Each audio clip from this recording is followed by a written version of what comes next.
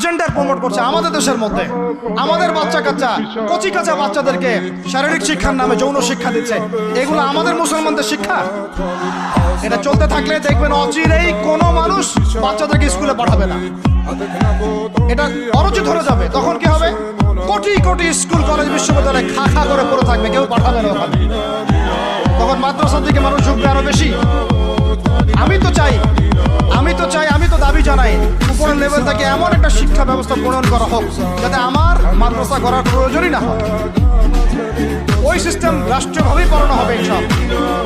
আপনি মালয়েশিয়ার দিকে তাকিয়ে দেখেন, আপনি এই যে ওয়েস্টার্ন কান্ট্রির মধ্যে অনেক কান্ট্রি আছে, অস্ট্রেলিয়ার মতো জায়গাতে আছে, ব্রিটেনের মতো জায়গাতে আছে, কোনো কোনো ক্ষেত্রে আপনি লেবাননকে দেখেন, ইয়েমেনকে দেখেন, জর্ডানকে দেখেন, কাতারকে দেখেন, সৌদি আরবিয়াকে দেখেন, অনেক কান্ট্রি আছে।